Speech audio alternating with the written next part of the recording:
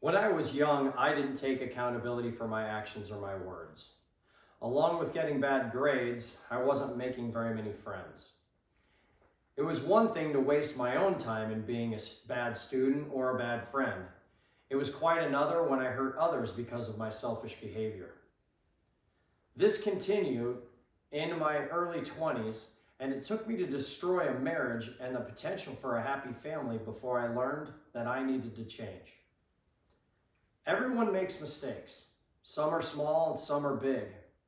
We've all let others down, and even worse, we've let ourselves down by doing something we know we shouldn't have. Whether it was acting without integrity, failing, or simply not giving it our all, we've all made these choices in one way or another. What happens after moments like this can mean the difference between living a life you can't stand and living a life you love. My name is Randy Christensen, and I'm a man who spent 50 years on this earth, and believe me, I've made a ton of mistakes. Being that I'm older, I also got to raise my children and watch them make some of the mistakes and how they handled them, the same as I did back when I was their age. While researching my topic, I read a couple of different articles. One of them was from Forbes, and it was entitled, "Has Accountability Died in Our Culture?" Where author and leadership consultant Lee Ellis said, "It's time to reverse this trend of lack of accountability, or the consequences will be dire for leadership, for business, for our global relations, and for the world." Another article was from Partners in Leadership. It was a workplace accountability study. It identified that 93% of those surveyed stated that they did not take accountability for the success of the employer that they worked for. I'm hoping that from my talk with you today, that we strengthen our resolve in taking ownership of who we are and what we put in the world. Accountability is not only a benefit to everyone around us, but it also helps build good character in ourselves. It's never too late to right our wrongs, and here's what it took for me to learn that. When I was young, our family attended Catholic church. I was given the opportunity to hear what God expected of me and the guidelines by which I should live my life. I didn't take a hold of that opportunity. I called myself a Christian, but didn't make the effort to actually be one. I chose to be kind of a nasty kid, someone who hurt others with his words and chose dishonesty all too often. These actions continued. My school years were spent playing sports and having fun. Being a good student wasn't even close to a priority. In elementary, I preferred to be the class clown instead of actually being a scholar. As I got older, I would maintain things like eligibility most of the time, but I daydreamed a lot about what I was going to do outside of the class while I was still in the class. After graduating from high school with a 2.3 GPA, I tried my luck at college. Now, I knew I wasn't prepared for the responsibilities of college, but I was hoping that something was going to click, and it didn't. I never missed a party, but I always missed my classes, and after 3 failed semesters, I walked away. This is the person I had always been.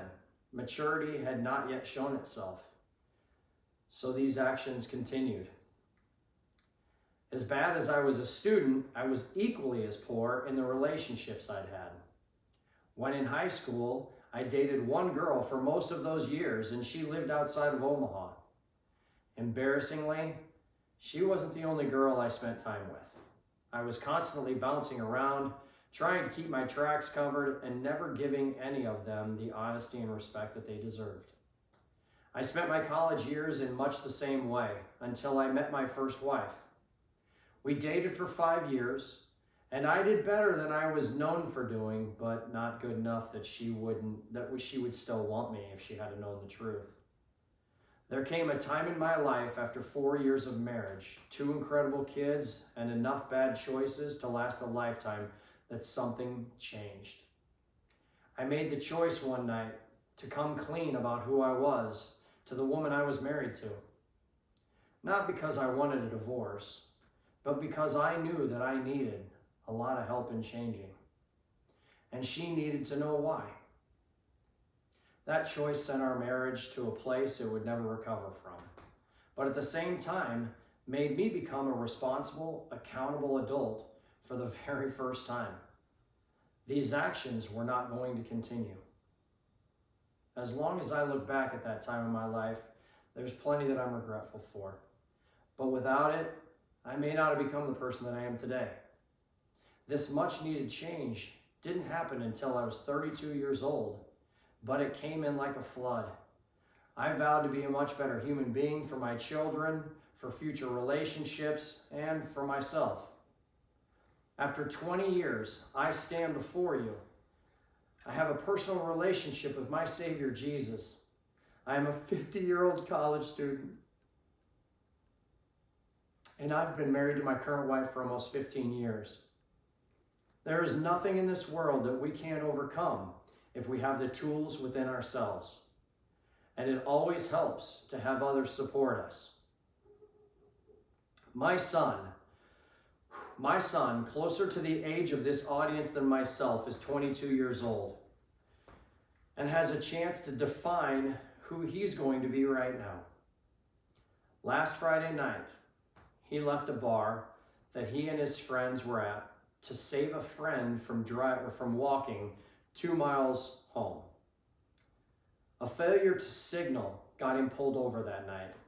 Tyler hadn't eaten since breakfast, and it didn't matter because he had drank too much. The fact that he knew the police officer, and it didn't matter that he was, trying to do something nice for a friend. It mattered that he made that big mistake. Like a lot of people in this world, he has obstacles in front of him. I have faith that because of my influence in his development, accountability is the only option. Mistakes we make only define us if we let them. And I can guarantee we're all better together when we're accountable for who we are. Thank you.